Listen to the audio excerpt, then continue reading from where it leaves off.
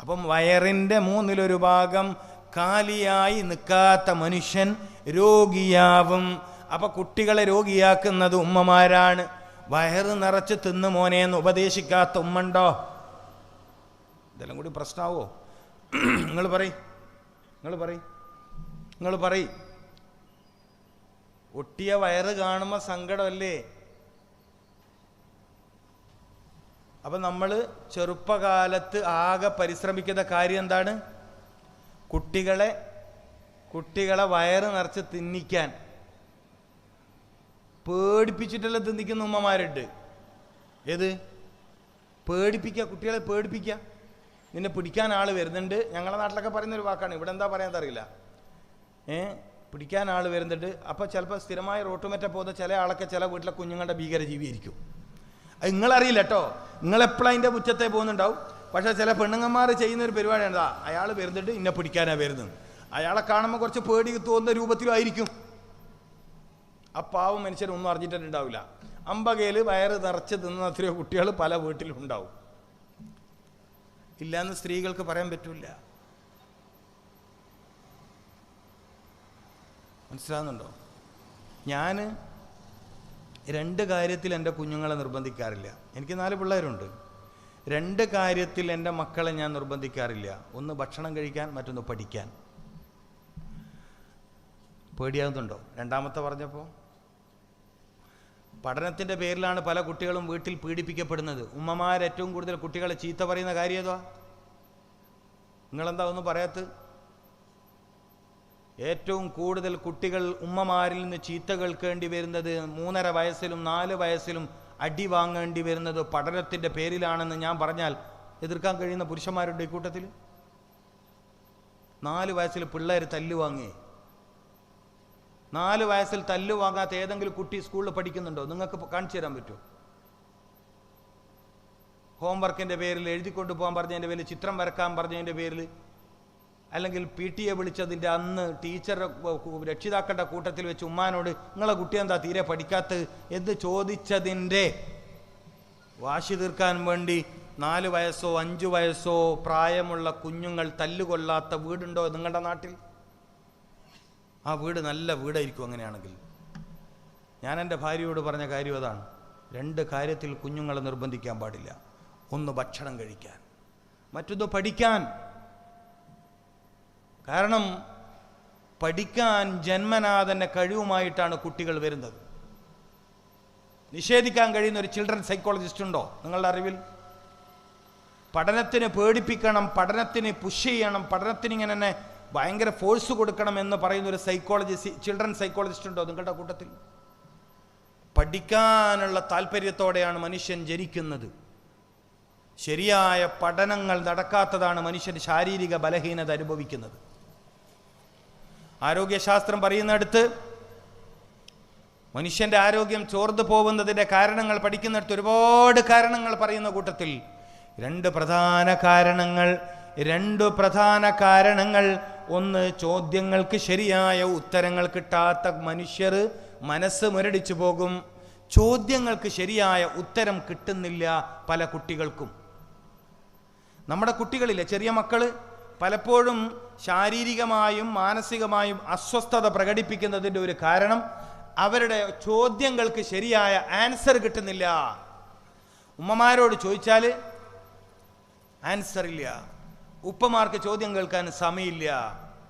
ഒരു മനുഷ്യൻ ഏറ്റവും കൂടുതൽ ചോദ്യം ചോദിക്കുന്ന സമയം ഏർലി ചൈൽഡ്ഹുഡ്, ഏറ്റവും ചെറിയ പ്രായമാണ്. ആദ്യത്തെ 3 വയസ്സ് അല്ലെങ്കിൽ കൂടി 5 വയസ്സ്.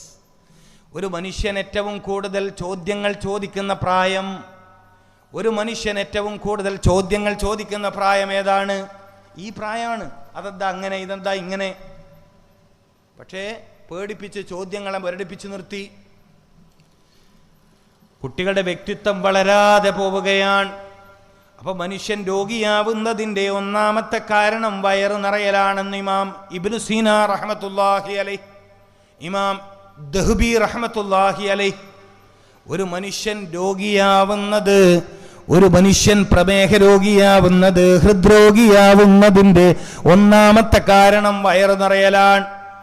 ലോകപ്രശസ്ത പണ്ഡിതൻ, ഖുർആനിൽ അഗാധ പാണ്ഡിത്യമുള്ള പണ്ഡിതൻ ഇമാം റംലി റഹ്മത്തുള്ളാഹി അലൈഹിയോട് ജൂതനായ ഒരു സഹോദരൻ ചോദ്യം ചോദിക്കുകയുണ്ടായി. ഖുർആൻ എല്ലാ പ്രശ്നങ്ങൾക്കും പരിഹാരം നിർദ്ദേശിച്ച ഗ്രന്ഥമാണല്ലോ. എല്ലാ പ്രശ്നങ്ങൾക്കും ഖുർആനിൽ പരിഹാരമുണ്ടോ? ഉണ്ട്. എങ്കിൽ ശാരീരിക രോഗം വരാതിരിക്കാൻ, നല്ല ചോദ്യമാണ്, വളരെ ഗൗരവമുള്ള ചോദ്യമാണ് ഇമാം റംലി റഹ്മത്തുള്ളാഹി അലൈഹിയോട് ചോദിച്ചത്. വലിയ ചോദ്യമാണിത്. ശാരീരിക രോഗം ഒരു മനുഷ്യന് പിടികൂടാതിരിക്കാൻ ഖുർആൻ പറഞ്ഞ പ്രതിരോധ മാർഗം ഒന്ന് പറയ്. പള്ളികൾ ചർച്ച ചെയ്യേണ്ട വിഷയമാണിത്, മദ്രസകളിൽ ചർച്ച ചെയ്യേണ്ട വിഷയമാണിത്, മുസ്ലിം കമ്മ്യൂണിറ്റി ചർച്ച ചെയ്യേണ്ട വിഷയമാണിത്. പോളിയോ വാക്സിൻ കൊടുക്കാൻ മദ്രസ തുറന്നു കൊടുക്കലല്ല നമ്മുടെ ബാധ്യത, മദ്രസയിൽ അതിനെ ഒഴിവ് കൊടുക്കലല്ല ബാധ്യത. ഖുർആൻ പറഞ്ഞ പ്രതിരോധം പറയലാണ് നമ്മുടെ ബാധ്യത. അങ്ങനെ ഒരു സബ്ജക്റ്റ് ഇല്ല എന്ന് പറയാൻ കഴിയുന്ന ഒരു ആലിം ജീവിച്ചിരിക്കുന്നുണ്ടോ? മരിച്ചു പോയിട്ടുണ്ടോ? ഖുർആനിൽ രോഗത്തിന്റെ പ്രതിരോധം ചർച്ച ചെയ്തിട്ടില്ല എന്ന് പറയാൻ കഴിയുന്ന ഒരു ആലിം ജീവിച്ചിട്ടുണ്ടോ? മരിച്ചു പോയിട്ടുണ്ടോ? ഇല്ലല്ലോ. ഇമാം റംലി റഹ്മത്തുള്ളാഹി അലൈഹിയോടാണ് ചോദ്യം. ഇസ്ലാമിക സമൂഹം ഈ ദൗത്യം നിർവഹിക്കണം. രോഗം വരാതിരിക്കാൻ, ശാരീരിക രോഗം വരാതിരിക്കാൻ ഖുർആൻ വല്ല പ്രതിരോധവും പറഞ്ഞിട്ടുണ്ടോ? നല്ല ചോദ്യമല്ലേ ഇത്? ഇത് പറയേണ്ട കാലമല്ലേ ഇത്? ഉണ്ട്. ജൂതനായ സഹോദരന് മറുപടി റംലി റഹ്മത്തുള്ളാഹി അലൈഹിയുടെ മറുപടിയാണ്, ഉണ്ട്, പറഞ്ഞിട്ടുണ്ട്. എന്താണത്? ഖുർആനിൽ നിന്ന് പറയണം. ഖുർആൻ തന്നെ പറയണം, കുലൂ വശ്റബൂ വലാ തുസ്രിഫൂ.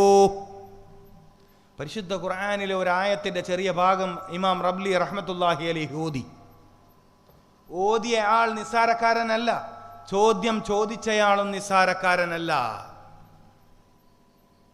കുലു, നീ ഭക്ഷണം കഴിക്കണം, വശ്റബൂ, നീ വെള്ളം കുടിക്കണം, വലാ തുസ്രിഫൂ, ഭക്ഷണം കഴിക്കുന്നതിലോ വെള്ളം കുടിക്കുന്നതിലോ നീ അമിതം പ്രവർത്തിക്കാൻ പാടില്ല.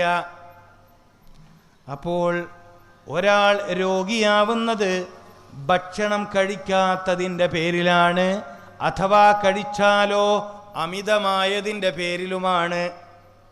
ഒരായത്തിൽ നിങ്ങളൊന്ന് ശ്രദ്ധിക്കുക. ഞാൻ പ്രസംഗം പെട്ടെന്ന് നിർത്താം. നിങ്ങൾ ഒരുപാട് നേരമായി ഇരിക്കുന്നത് കൊണ്ട് നിങ്ങൾക്ക് മുഷിപ്പുണ്ട് എന്ന് എനിക്കറിയാം. ഞാനൊരു 5 മിനിറ്റ് കൂടി പറഞ്ഞ് നിർത്താം, ഒരു 5 മിനിറ്റ് കൂടി. അതായത് ഖുർആനിൽ രോഗപ്രതിരോധമുണ്ടോ എന്നാണ് ചോദ്യം.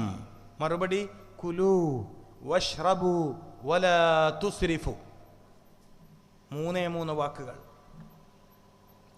3 വാക്കുകൾ. നീ ഭക്ഷണം കഴിക്കണം, വശ്റബു, നീ വെള്ളം കുടിക്കണം, വലാ തുസ്രിഫു, ഭക്ഷണം കഴിക്കുന്ന വിഷയത്തിലോ വെള്ളം കുടിക്കുന്ന വിഷയത്തിലോ നീ അമിതമാവരുത്. ഭക്ഷണം കഴിച്ചാൽ വയറ് നിറയരുത്. അതിൻ്റെ ഒരു അർത്ഥം അങ്ങനെയാണ്. ഭക്ഷണം കഴിച്ചാൽ വയറ് നിറയാൻ പാടില്ല. ഓരോന്നിനും ഓരോ അളവ് നിർണയിച്ചിട്ടുണ്ട്. ആ അളവിനേക്കാൾ കൂടുതൽ ആ വസ്തു കഴിക്കരുത്. ഇപ്പം മാംസം, ഇറച്ചി ആഴ്ചയിൽ 1-2 തവണയൊക്കെ ശരീരത്തിന് ഗുണം ചെയ്യും, നല്ലതാ, കഴിക്കണം. ആഴ്ചയിൽ 1 ദിവസമെങ്കിലും മാംസം കഴിച്ചേ പറ്റൂ, ഒഴിവാക്കാൻ പറ്റില്ല. സമ്പൂർണ്ണ സസ്യബുക്കായിട്ടല്ല മനുഷ്യനെ അള്ളാഹു പടച്ചിരിക്കുന്നത്, മനസ്സിലാക്കണം. അപ്പൊ ആഴ്ചയിൽ 1 തവണയെങ്കിലും മാംസഭക്ഷണം കഴിക്കണം. കുലു, നീ ഭക്ഷിക്കണം. ആഴ്ചയിൽ 4 തവണയെങ്കിലും മത്സ്യം കഴിക്കണം.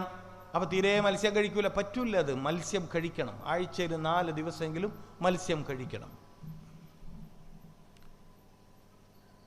ഇലക്കറികൾ കഴിക്കണം. മുത്തുനബി സല്ലല്ലാഹു അലൈഹി വസല്ലമ തങ്ങൾ 5 തരം ചീരകൾ കഴിച്ചിരുന്നു, ഇലക്കറി കഴിച്ചിരുന്നു. ഇലക്കറി കഴിക്കണം. ചുവന്നതും പച്ചയുമായ ചീരകളുണ്ട്. മുരിങ്ങയില കഴിക്കണം. മറ്റു ചില സസ്യങ്ങളുടെ ഇലകൾ വേവിച്ച് കഴിക്കണം. പുതിന, ഇവിടെ എന്താ പറയാ, പുതിന ചപ്പ്, വളരെ അമൂല്യ ഗുണമുള്ള ഔഷധമാണ്, കഴിക്കണം. മദീന, നാനാ മദീന തന്നെ പേര്. അതിൻ്റെ പേര് തന്നെ നയന മദീന, മദീനയിലെ പുദീന. ഈ സൗദിയിലൊക്കെ പോയാൽ കട്ടൻ ചായയിൽ ഒരു പ്രത്യേക സ്മെല്ല് കണ്ടിട്ടുണ്ടോ നിങ്ങൾ? അവരത് വലിയ ഔഷധ ഗുണമുള്ള വസ്തുവാണ്. അപ്പൊ ഇലക്കറികൾ കഴിക്കണം. വലിയൊരു പറഞ്ഞത് 3 വാക്കാണെങ്കിലും ഒരുപാട് കാര്യങ്ങളിലേക്കുള്ള സൂചന നൽകുന്ന വാക്കാണ് പറഞ്ഞത്. കുലൂ, നീ ഭക്ഷിക്കണം, വശ്രബൂ, നീ കുടിക്കണം, വലാ തുസ്രിഫൂ, നീ അമിതം പ്രവർത്തിക്കാൻ പാടില്ല. നിനക്ക് അനുവദിച്ചു തന്ന അളവിനേക്കാൾ കൂടുതൽ നീ ഭക്ഷിക്കരുത്. നിർഭാഗ്യവശാൽ കുഞ്ഞുനാളിലെ നമ്മുടെ കുട്ടികൾ പരിശീലിപ്പിക്കപ്പെടുന്നത് അമിതമായ അളവിൽ ഭക്ഷണം കഴിക്കാനാണ്. വയറ് നിറയെ തിന്നു മോനെ എന്ന് പറയുന്ന വാക്ക് ദയവ് ചെയ്ത് എൻ്റെ സഹോദരിമാർ ഇനി പറയരുത്. ദയവ് ചെയ്ത് സഹോദരിമാർ പറയരുത്. വയറ് നിറയെ ഭക്ഷണം കഴിക്കൂ എന്ന ഉപദേശം ഇനി പാടില്ല. അത് മനുഷ്യനെ രോഗിയാക്കും. അവിടെ നമ്മൾ സ്വീകരിക്കേണ്ട ശൈലി എന്താണ്? 1/3 ഭാഗം ഭക്ഷണം, 1 ഭാഗം വെള്ളം, ബാക്കി 1 ഭാഗം വായുവിന്, ശരീരത്തിൽ വായു സഞ്ചാരം നന്നായി നടക്കാൻ.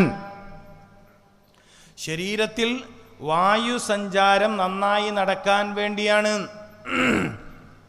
ഇത് വിശദമായി പറയണമെങ്കിൽ ഈ ഒരൊറ്റ കാര്യത്തിന് മാത്രം എനിക്കൊരു 3 മണിക്കൂറെങ്കിലും വേണം. ഭക്ഷണവുമായി ബന്ധപ്പെട്ട് ആരോഗ്യത്തിൻ്റെ വിഷയം പറയാൻ മാത്രം ചുരുങ്ങിയതൊരു 3 മണിക്കൂറെങ്കിലും വേണം. മനുഷ്യൻ ഒരു നിലയിലും എല്ലാ ദിവസവും മനുഷ്യൻ കഴിക്കേണ്ടുന്ന ഭക്ഷണമുണ്ട്.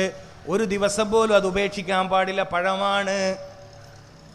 പഴം ഇല്ലാത്തൊരു ദിവസം നിങ്ങളുടെ ജീവിതത്തിൽ ഉണ്ടാവരുത്. അപ്പൊ കുലു എന്ന് പറഞ്ഞാൽ എല്ലാ ദിവസവും കഴിക്കേണ്ട ഭക്ഷണം പഴം.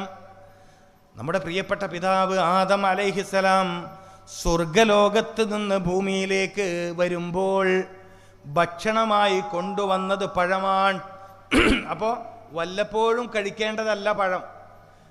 അരിയാഹാരം തിന്നതിന് ശേഷം കഴിക്കേണ്ടതല്ല പഴം. പഴം ഒരു ഭക്ഷണം തന്നെയാണ്. അപ്പം രാവിലത്തെ ഭക്ഷണം പഴമാക്കുന്നതാണ് നല്ലത് ആരോഗ്യത്തിന്. മനസ്സിലായില്ലേ? എല്ലാ ദിവസവും രാവിലെ പഴം ഭക്ഷണമാക്കി കഴിക്കുന്നത് നല്ലതാണ്. ഇപ്പം ഞങ്ങളുടെ കണ്ണൂരൊക്കെ രാവിലെ നേന്ത്രപ്പഴം ഒരു പ്രധാന ശീലമാണ്. പക്ഷെ ഇവിടെ എങ്ങനെയാണെന്ന് എനിക്കറിയില്ല. കോഴിക്കോട് ജില്ലയിൽ കായ് വറുത്തതും മിച്ചറുമാണ് രാവിലത്തെ ചായക്ക് അല്ലേ അധിക സ്ഥലത്തും. കാരണം ഞാൻ കോഴിക്കോട് ജില്ലക്കാരനാണ്. എൻ്റെ വീട് മാവൂരാണ്. മനസ്സിലായില്ലേ? ഞാൻ മാവൂരാണ്, താമസം കണ്ണൂരാണെന്നേ ഉള്ളൂ. എൻ്റെ പിതാവ് ജനിച്ച് വളർന്ന നാട് മാവൂർ വള്ളലശ്ശേരിയാണ്. അപ്പം നിങ്ങൾക്ക് ഇവിടെ കുറച്ച് അടുത്താണല്ലോ അല്ലേ? 5 കിലോമീറ്ററേ ഉള്ളൂ. അപ്പം ഞാൻ, എൻ്റെ പിതാവ് കുവ്വത്തുൽ ഇസ്ലാം അറബി, മുമ്പ് ഷംസുൽ ഉലമ മഹാനവറുകളൊക്കെ ജോലി ചെയ്ത കുവ്വത്തുൽ ഇസ്ലാമിൽ അധ്യാപകനായി ജോലിക്ക് അവിടെ എത്തിയത് കൊണ്ട് അവിടെ കല്യാണം കഴിച്ചു. അപ്പം അങ്ങനെ എൻ്റെ നാട് കണ്ണൂരായതാണ്. അപ്പം എൻ്റെ ശരിയായ നാട് ഏതാണ്? മാവൂർക്കാരനാണ്. അപ്പം എനിക്കറിയാം ഇവിടുത്തെ മിച്ചറും തർക്കടില്ല, നല്ല തന്നെയാണ്. പക്ഷെ പഴമായിരിക്കണം തുടങ്ങേണ്ടത്. ഒരു മനുഷ്യൻ്റെ ഭൂമിയിലെ ആദ്യത്തെ ഭക്ഷണം പഴമായിരുന്നു. ആദം നബി അലൈഹി സ്വലാം ഭൂമിയിൽ വേറൊന്നും കിട്ടാത്തത് കൊണ്ടൊന്നും അല്ലല്ലോ. മനുഷ്യൻ ഭൂമിയിൽ എന്താണ് കഴിക്കേണ്ടത്?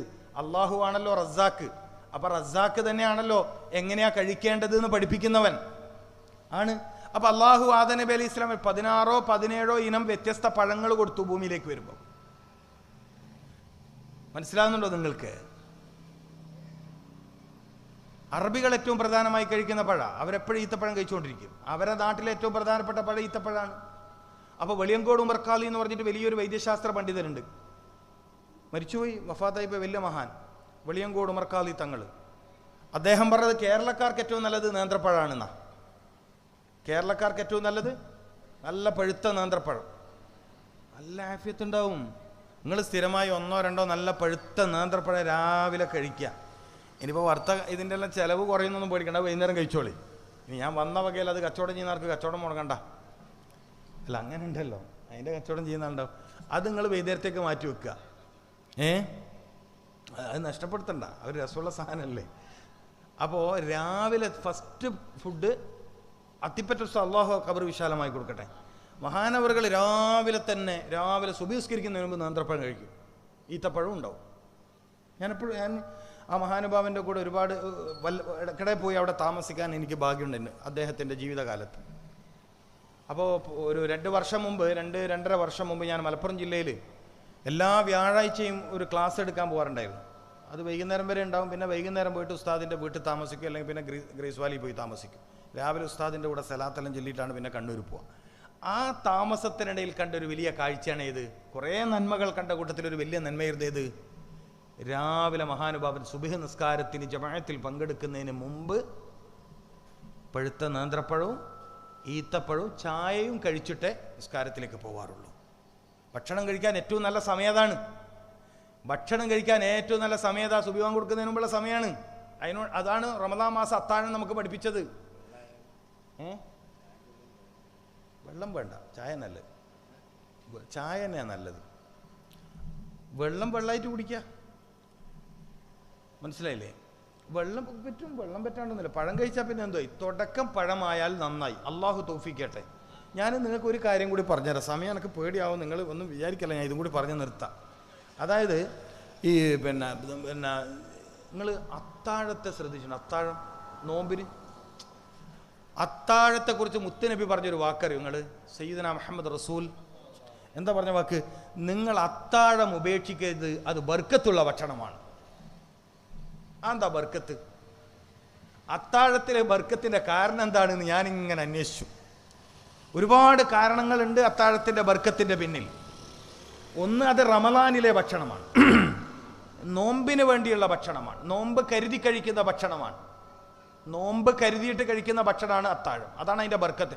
എന്നാൽ സമയങ്ങളിൽ, മനുഷ്യൻ ആസ്വദിക്കുന്ന സമയങ്ങളിൽ ഏറ്റവും ബർക്കത്തുடைய സമയം ഈ സമയമാണ്.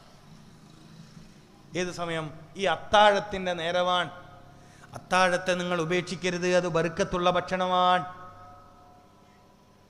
അപ്പോൾ ആ ബർക്കത്ത് കിട്ടാൻ 2 മാസം ദ്വാരുന്ന ബാരിക്കലനാ ഫീ റജബിൻ വ ശഅബാൻ വബല്ലിഗനാ റമളാൻ. എന്തേ? ബർക്കത്ത് കിട്ടുന്ന സമയം റമളാനിലുണ്ട്. അപ്പോൾ ചില ആളുകളൊക്കെ പറയും തറാവീഹ് കഴിഞ്ഞിട്ട് നന്നായി ഭക്ഷണം കഴിച്ചാൽ, അതുകൊണ്ട് ഞാൻ അത്താഴമൊന്നും കഴിക്കില്ല. ഇത്ര നിർഭാഗ്യവാനായ മനുഷ്യൻ ഈ നാട്ടിൽ വേറെ ഉണ്ടോ? നിങ്ങൾ പറയ്, ഇത്ര നിർഭാഗ്യവാനായ മനുഷ്യരുണ്ടോ? പിന്നെ അപ്പം അത്താഴം നിങ്ങൾ ഉപേക്ഷിക്കരുത്.